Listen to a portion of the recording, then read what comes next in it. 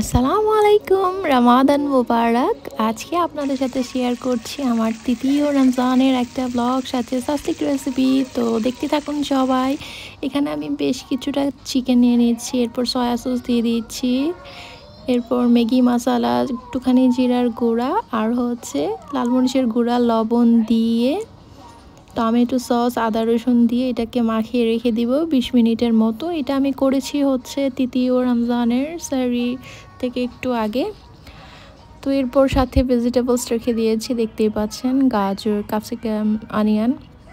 এরপর আমি এগুলোকে খুব সুন্দর করে একসাথে মাখিয়ে রেখে দিলাম 20 মিনিটের জন্য। এরপর আমি কাঠিগুলোতে একটা একটা করে গেঁথে নিব। এরপর রেডি হয়ে গেল। আমার এখানে 20টার মতো স্টিক হয়েছে।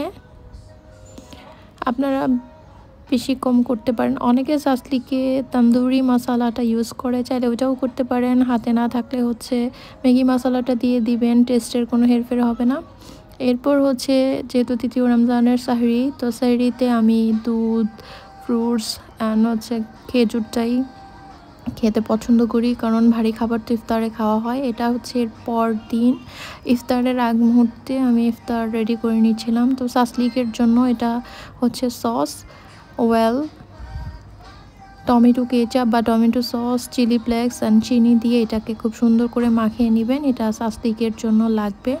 এটাতে বারবিকিউ সাসলিক বা এটাতে স্মোকি একটা ফ্লেভার নিয়ে আসে যখন আমরা এটাতে লাস্ট পর্যায়ে ব্রাশ করে দিব। আমি সাসলিকগুলো দিয়ে দিলাম।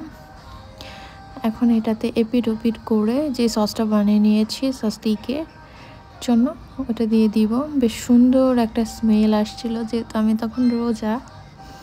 তো এপিট ওপিট করে খুব সুন্দরভাবে ব্রাশ করে নিয়ে আমি এটা ভেজে নিব।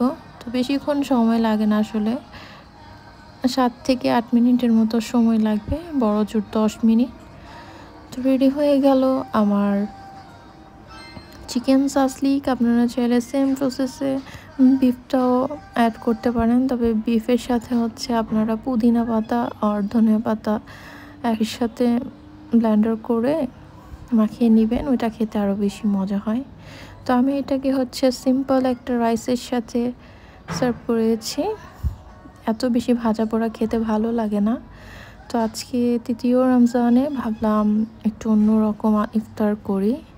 তো সাথে গরুর মাংস করেছিলাম, আর এই ছিল কিছু ফ্রুটস। তো ইফতার কিন্তু একা একা আমরা করি না, চেষ্টা করি আশেপাশে কিছু মানুষকে হইলেও দেওয়ার।